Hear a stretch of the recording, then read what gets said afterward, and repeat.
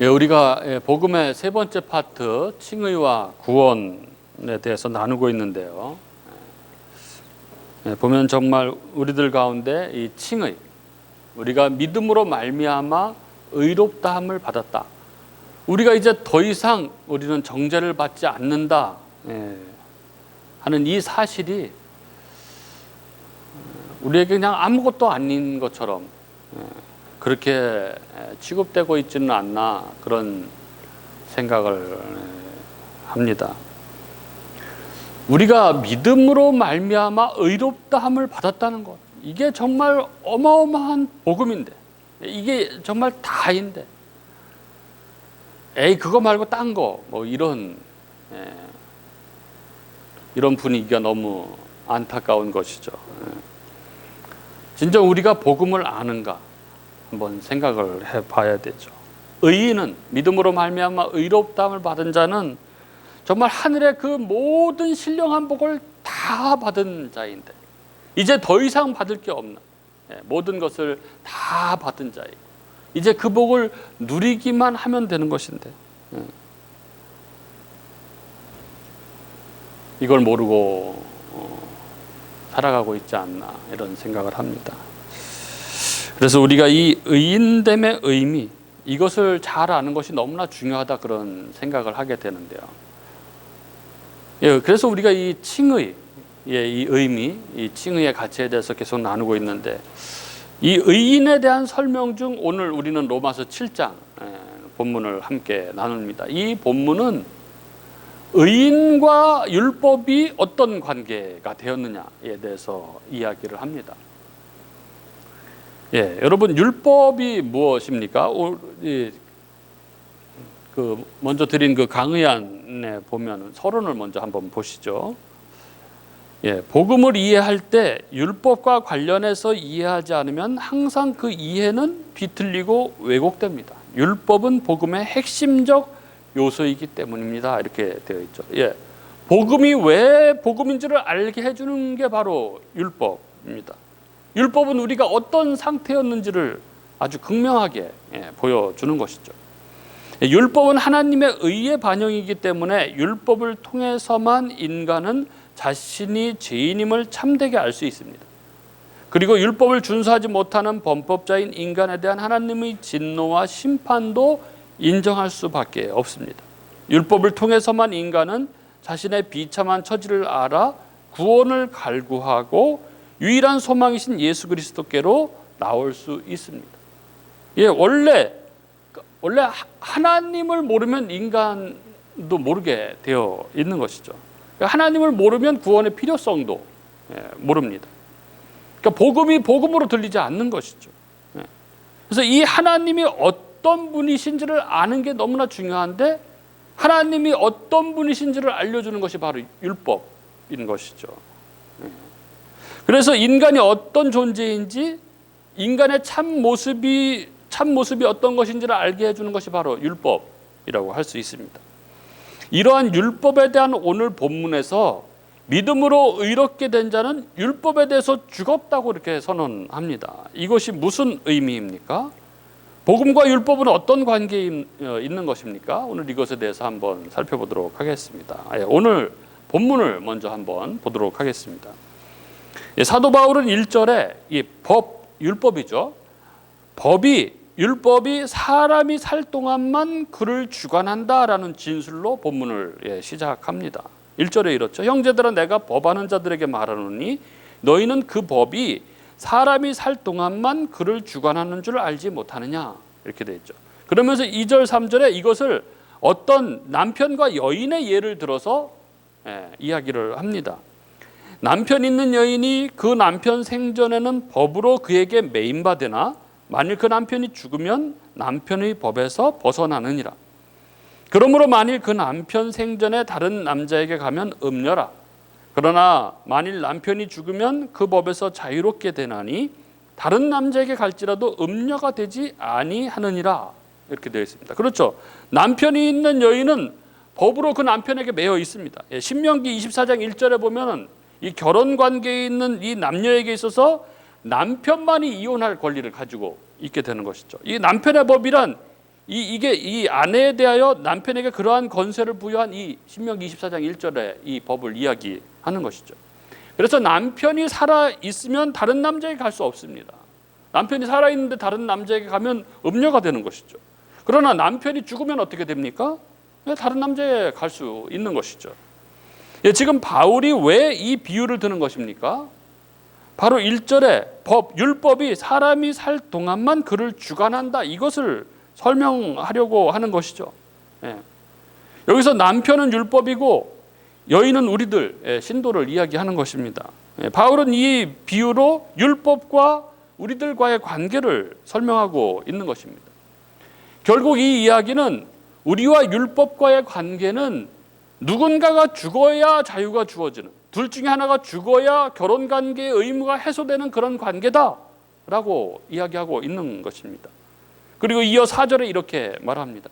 그러므로 내 형제들아, 너희도 그리스도의 몸으로 말미암아 율법에 대하여 죽임을 당하였으니 이는 다른 이 곧 죽은 자 가운데서 살아나신 이에게 가서 우리가 하나님을 위하여 열매를 맺게 하려 함이라. 그러므로 1절에서 진술되고 2절 3절에서 결혼의 예로 이야기한 바와 같이 너희도 그리스도의 몸으로 말미암아, 이 십자가 사건을 이야기하는 거죠. 그리스도의 몸으로 말미암아 율법에 대하여 죽임을 당했다, 이렇게 이야기합니다. 그리스도가 십자가에서 죽으실 때 우리도 그와 연합해서 십자가에 죽었기 때문에 이렇게 이야기하는 것이죠. 그리고 이는 우리가 다른 이 곧 죽은 자 가운데서 살아나신 이 예수를 이야기하는 거죠. 다른 이에게 가서 연합해서 결혼해서 우리가 하나님을 위하여 열매를 맺게 하려고 한 것이다, 이렇게 말씀합니다. 그리고 5절 6절은 어떻게 보면 부연 설명입니다. 우리가 육신에 있을 때에는, 성도가 율법에 대해 죽기 이전에 과거에는 율법으로 말미암는 죄의 정욕이 우리 지체 중에 역사하여 우리로 사망을 위하여 열매를 맺게 하였더니 이제는 우리가 얽매였던 것에 대하여 죽었으므로, 즉 율법에 대하여 죽었기 때문에 우리가 성령의 새롭게 하시는 새 생명으로 섬기며 살아야 한다. 더 이상 이제 율법에 묶여서는 안 된다, 이렇게 부연하고 있는 것이죠. 오늘 본문은 우리가 그리스도의 몸으로 말미암아 율법에 대하여 죽었다, 우리는. 그렇기 때문에 이제 더 이상 우리는 율법에 묶여 사는 것이 아니다. 이제 성령의 새로운 것으로 섬기며 살아야 한다라고 말씀하고 있는 본문입니다. 우리는 율법에 대해서 이제 죽은 자입니다. 얼마 전에 그 인터넷상에서 이 가정 상담소에 이 상담하는 어떤 글을 보았는데 이런 내용입니다. 저는 남편과 한 집에 살면서도 몇 년간 말 안 하고 서로 피하면서 지내왔습니다. 남편이 퇴근해 집에 돌아오는 현관문 소리가 나면 저는 거실에 있다가 안방으로 들어가고 남편이 자기 방에 들어갈 때까지 안방에서 안 나갑니다. 이렇게 이제 시작하는 글이었습니다. 결혼한 지 20년이 되었다고 하는데 서로 못 본 채 하고 지낸 지는 한 5년 정도가 되었다고 합니다. 처음 이렇게 남편이 내가 인생을 책임지겠다, 뭐 이렇게 막 얘기하면서 결혼하자고 했을 때 굉장히 남자답게 여겨져서 남편과 하게 되었는데 막상 결혼을 하고 나니까 굉장히 가부장적이고 굉장히 자기중심적인 사람이었다고 합니다. 이 남편은 하나부터 열까지 이렇게 꼬치꼬치 다 따지고 또 다 자기한테 맞춰야 되고 사소한 것까지 다 그렇게 따지고 자기 마음에 들지 않으면 화를 내고 이렇게 했다고 합니다. 혹여 자기하고 다른 주장을 하면은, 생각을 말하면은 무슨 여자가 그렇게 꼬박꼬박 말대답을 하느냐, 대먹지 못했다, 부모한테 배운 게 그것밖에 안 되느냐, 뭐 가정교육을 제대로 못 받았다면서 부모까지 욕을 하곤 했다는 것이죠. 그래서 또 친정아버지 생일 때 온 가족이 모여서 식사를 하는 자리였는데 별것도 아닌 아주 사소한 문제를 가지고 화를 내면서 혼자 집에 가버려가지고 그날 이후로는 이 남편 눈치 때문에 친정 부모들하고 또 친정 식구들하고 거의 연락을 못하고 그렇게 살았다고 합니다. 그러니까 결혼 초기에 이 남편의 성격을 알고 나서 이혼하고 싶었지만 그 부모님 얼굴에 먹칠할까 봐 망설였고, 그러다가 이제 아이가 생기는 바람에 아이를 혼자 키울 자신도 없고, 또 아빠 없는 자식으로 만들고 싶지 않아서 이혼을 하지 못했다고 합니다. 그러나 그런 생활이 지속되면서 점점 말을 안 하게 된 것이죠. 그러다가 5년 전쯤에 무심코 한 말이 그 남편 마음에 안 들었는지 남편이 막 그릇을 집어던지면서 막 그릇이 산산조각이 나는 그런 일이 있었다고 합니다. 그때부터 남편을 더욱 피하면서 이제 거의 말을 안 하고 사는 그런 사이가 되었다는 것이죠. 이분이 말하기를, 거기 그 상담하는 내용에 남편이 퇴근할 무렵이 되면은 막 심장이 뛰고 막 가슴이 조여오고 막 식은땀이 흐르고 자기도 모르게 손이 막 덜덜 떨리고 막 이렇게 이런 상태가 된 거죠. 그래서 뭐 얼마 전까지는 이제 얼마 전부터는 막 눈물이 막 흐르고, 그래서 병원에 가서 이제 진찰을 했더니 공황장애라고 이렇게 했다고 합니다. 그 아들을 생각하면 버텨야 되는데 더 이상 이제 버틸 자신이 없다고 하면서, 그러니까 그동안 이제 남편한테 몇 번 이혼을 얘기를 했는데 남편이 내가 무슨 흠이 있느냐, 내가 뭐 월급을 안 갖다 주냐, 바람을 피냐, 뭐 도박을 하냐, 이혼 사유가 없으니 소송해도 별 볼 일 없을 것이다, 이렇게 했다고 합니다. 그러면서 이분 하는 말이, 지금 이혼하자고 해야 다시 그 말을 들을 것이 뻔하고 무엇보다도 남편과 얘기를 하는 것이 너무나 무섭고 싫어서 엄두가 안 납니다. 어떻게 해야 좋을까요? 이런 상담 내용이었습니다. 참 너무나 안타깝고 참 답답하고 그렇습니다. 근데 이런 상태, 이렇게 막 이 여자와 같은 이런 상태, 이게 어떻게 보면 율법 앞에 있는 인간의 모습, 율법의 지배 아래에 있는 인간의 모습과 뭐 별반 다르지 않은 그런 상황이 아닌가 이렇게 생각됩니다. 율법의 그 갑갑하고 숨이 막힐 것 같은 그 속박의 아래에 있는 그 인간의 삶이 이렇게 조이고 비틀리고 숨 막혀 죽을 것 같고, 그것이 바로 율법 아래에 있는 인간의 삶인 것이죠. 그런데 오늘 성경은 의인, 믿음으로 의롭다 함을 얻은 자에 대해서 이렇게 선언합니다. 의인은 율법에 대하여 죽은 자다, 이렇게 선언하는 것이죠. 오늘 본문은 의인과 율법과의 관계에 대한 이 성경의 근본적인 진술 중에 하나입니다. 의인, 신자는 율법에 대하여 죽은 자입니다. 4절에 분명히 이야기하죠. 그러므로 형제들아, 너희도 그리스도의 몸으로 말미암아 율법에 대하여 죽임을 당하였으니, 이렇게 이야기하고 있는 것이죠. 그래서 신자는 이제 율법에 대하여 죽임을 당한 자, 이제 율법의 지배 아래에 있지 않은 자입니다. 우리가 6장을 나눌 때 이야기했죠. 14절에 보면 제가 너희를 주장하지 못하리니 이는 너희가 법 아래에 있지 아니하고 은혜 아래에 있음이라, 이렇게 이야기합니다. 그럼 율법은 하나님이 주신 거룩한 법인데 이 율법에 대해 죽었다는 말은 무슨 의미인가 하는 것이죠. 이 말을 잘 이해해야 되죠. 얼핏 이 말은 우리가 율법하고는 이제 아무 상관이 없는 것처럼 그렇게 느껴집니다. 그러나 율법은 우리와 아주 밀접한 관계가 있죠. 율법은 하나님이 주신 하나님의 법, 하나님의 뜻이 담겨 있는 법입니다. 율법은 우리가 어떻게 살아야 하는지를 잘 보여주죠. 율법주의가 문제지 율법은 선하고 거룩한 것입니다. 그래서 복음의 반대는 율법주의지 율법은 아니죠. 율법은 항상 복음과 함께 가는 것입니다. 그래서 우리는 사실 율법에 대해서 잘 알아야 합니다. 율법에 대해서 모르면 복음에 대해서 모르죠. 율법에 대한 무지는 복음에 대한 무지를 초래합니다. 거룩하신 하나님을 아는 지식의 왜곡 혹은 부재는 이 인간에 대한 이 이해의 왜곡 혹은 부재로 이어지게 되는 것이죠. 우리가 진정 우리 자신에 대해서 알려면은 이 율법, 즉 하나님의 빛에 우리를 비춰봤을 때 우리에 대해서 잘 알게 되는 것이죠. 율법을 모르면 우리 자신을 온전히 이해할 수 없게 됩니다. 그리고 신자의 마땅한 이 거룩한 삶에 대한 규범을 상실하게 되는 것이죠. 우리는 율법에 대해서 죽었다는 이 진술을 잘 이해할 필요가 있습니다.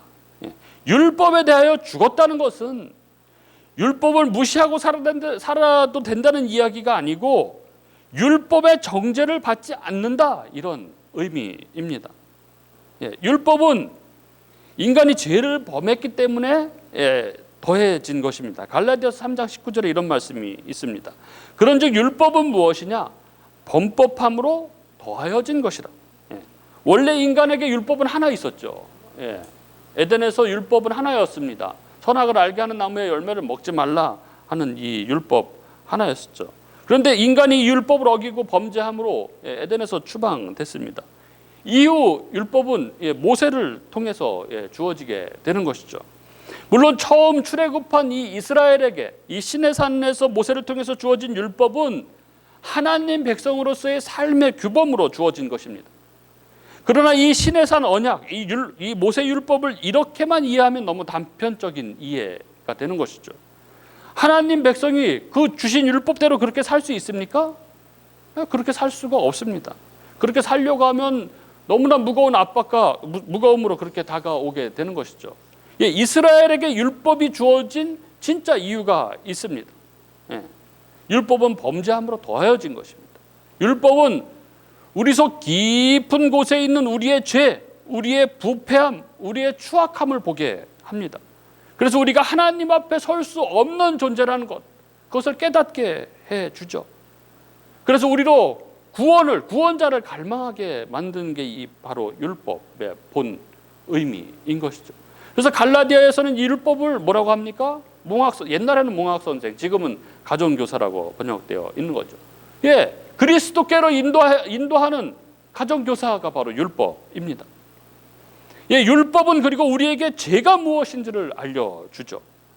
요 뒤에 보면은 그런즉 우리가 무슨 말을 하리요? 율법이 죄냐? 그럴 수 없느니라. 율법으로 말미암지 않고는 내가 죄를 알지 못하였으니 곧 율법이 탐내지 말라 하지 아니하였더라면 내가 탐심을 알지 못하였으리라. 이 사도 바울은 율법이 자기의 죄를 지적하는 것을 본 것입니다. 율법 때문에 자신의 탐심을 보게 된 것이죠. 양심으로는 불확실하고 불완전합니다. 그러나 율법은 아주 완전한 기준으로 명확하게 죄를 지적합니다. 그리고 율법은 이 법의 기준에 따라 이 죄범한 자를 정죄합니다. 그 정죄의 결과는 바로 사망이죠. 이 죄는 하나님의 법을 어긴 하나님을 향한 죄이기 때문에 사망의 정죄가 형벌이 주어질 수밖에 없는 것이죠. 어느 한순간이라도 어느 한 조항이라도 어기면 사망입니다. 그래서 어느 누구도 이 율법의 정죄로부터 자유로운 사람은 아무도 없는 것이죠. 아무도 없습니다. 이 앞에 말씀드린 이 여자처럼 율법 앞에 있는 인간은, 그 인간의 실존은 그래서 아주 답답하고 미칠 것 같고 죽고 싶고 아주 답이 없는 그런 것이죠. 그리고 그렇게 살다가 결국 사망에 이르게 되는, 그게 인간의 실존입니다. 그런데 신자 의인은 율법에 대하여 죽었기 때문에 율법의 정죄하에 있지 않은 것입니다. 왜 그렇습니까? 그리스도께서 율법의 정죄를 대신 받으셨기 때문에 그런 것이죠. 4절에 그리스도의 몸으로 말미암아. 그러므로 내 형제들아 너희도 그리스도의 몸으로 말미암아 율법에 대하여 죽임을 당하였으니, 이렇게 되어 있는 거죠. In Christ죠. 그리스도 안에 있는 것입니다. 우리가 그 안으로 들어가서 그리스도 안에서 죽었기 때문에 그렇습니다. 그래서 지금도 우리가 죄를 지면 율법은 우리를 정죄합니다. 그런데 우리는 그리스도 안에 있기 때문에 그리스도의 보혈이 계속 덮여지는 것이죠. 그 은혜가 계속 우리 가운데 부어지는 것입니다. 그리고 그리스도께서 율법의 마침, 성취, 종결이 되었기 때문에 더 이상 율법의 요구를 받지 않게 되는 것이죠. 그렇기 때문에 그리스도 안에 있는 자들은 다시는 율법의 정죄를 받지 않는 것입니다. 이렇게 의인은 율법에 대하여 죽임을 당한 자입니다. 그럼 마음대로 살아도 됩니까? 그건 안 믿는 거죠. 성령이 내주하시는 자, 성령이 지배하는 자는 그렇게 살지 못합니다.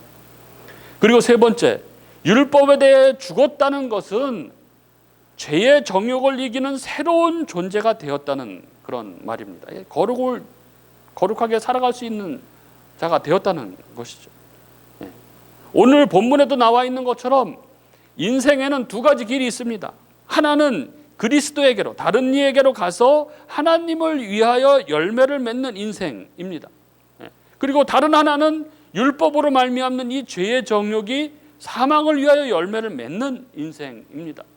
전 남편에 속해 있는, 율법 아래 있는 인생인 것이죠. 우리가 전에 율법에 있을 때에는 사망을 위하여 열매를 맺었던 삶이었습니다. 율법 아래 있던 불신자였을 때를 얘기하는 거죠. 그리고 이때는 율법으로 말미암는 죄의 정욕이 역사를 했습니다. 율법은 죄를 드러나고 죄를 자극합니다. 잔디밭에 들어가지 말라는 이 팻말은 들어가고 싶게 만드는 것이죠. 그런, 금하면 막 더 하고 싶은, 이 율법이 그런 기능을 합니다. 율법은 거룩하지만 그러나 죄의 정욕을 억제하거나 제거할 수 없는 무능력한 존재가 율법입니다. 그래서 율법 아래 있는 인간은 끊임없이 죄의 정욕으로 인해서, 그리고 죄를 범함으로 인해서 사망을 위해 열매를 맺는 그런 삶을 살아가게 되는 것입니다. 그런데 의인은 이제 율법에 대하여 죽은 자죠. 이제 하나님을 위하여 열매를 맺는 삶을 살아갈 수 있는 자입니다. 그리스도의 대속적 죽음으로 말미암아 이제 율법의 지배에서 벗어났습니다. 그리고 이렇게 율법에 대하여 죽은 자로서 그 삶의 원리가 완전히 바뀌었습니다. 즉, 이 육체의 정욕에서 무능력한 존재에서 이제 새로운 삶의 원리로 살아가는 존재로 바뀐 것입니다. 죽은 자 가운데서 살아나신 이에게 가서 그와 다시 결혼해서 그리스도와 연합함으로 그렇게 된 것이죠. 다른 한편으로 이것은 성령으로 살아가는 그러한 삶입니다. 신자는 이제 성령이 생명의 원리이자 삶의 원리인 자들입니다. 내 안에 내주하시는 성령께서 인도해 가시는 그 삶, 그 삶을 살아가게 된 자, 그게 바로 의인인 것이죠. 이제 그래서 율법에 대해서는 죽고 하나님을 위해서 열매 맺는 삶을 살아갈 수 있는 자, 성령으로 살아갈 수 있는 자, 그게 바로 의인이다, 이렇게 이야기하고 있는 것입니다. 그렇게 우리는 이제 율법적 삶에서 벗어나야 합니다. 율법의 지배에서 벗어나야 합니다. 율법에 대해서 죽었다는 것을 우리가 확실히 이해하지 못하면 우리의 삶은 이 율법적으로 살아가게 되어 있습니다. 우리의 이 죄인된 우리의 본성은 천성이 율법주의자죠. 내가 뭘 해야 하나님께서 나를 받아들여 주실 것으로 그렇게 생각을 합니다. 그래서 우리의 삶 가운데 이 율법주의가, 공로주의가 아주 다양한 형태로 드러나게 되어 있는 것이죠. 지난 주 중에 어떤 분이 오셨는데, 가끔 오시는 분입니다. 얼마 전에 코로나로 어머니가 돌아가셨다고. 근데 그 어머니가 여기를 자주 오셨던, 어머니를 통해서 여기를 알게 됐는데, 커피가 너무 맛있고, 그리고 거기가 교회다, 이렇게 얘기를 해서 여기 얘기를 몇 번 해서 어머니가 돌아가시고 나서 동생하고 왔어요. 그래서 여기가 교회라면서요, 그러면서 어머니한테 얘기 많이 들었다고. 그런데 어머니가 코로나 때문에 돌아가셨다고. 그 다음 주에, 그러니까 이번 주 중에 또 그분이 오셨어요. 엄마가 생각나서 왔다는 거예요. 엄마가 생각나서. 엄마가 여기 얘기를 많이 했기 때문에 엄마가 생각나서 여기를 왔다는 거예요. 근데 너무 자기들한테 필요할 때, 엄마가 필요할 때 엄마가 돌아가셨다는 거예요. 그러면서 막 우시는 거예요, 여기서.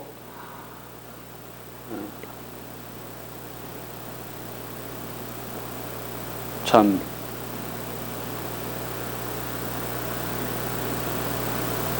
그러면서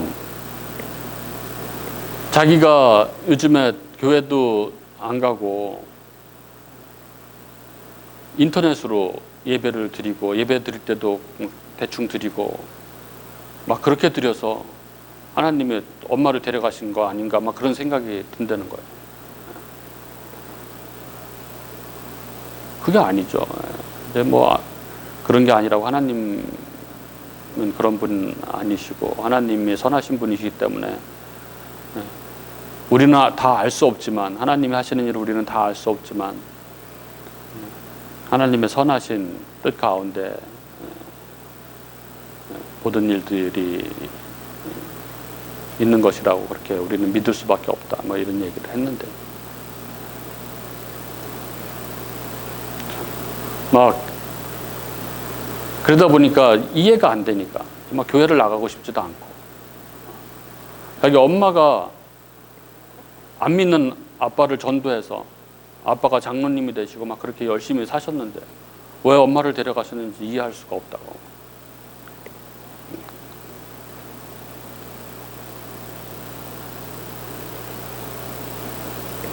우리는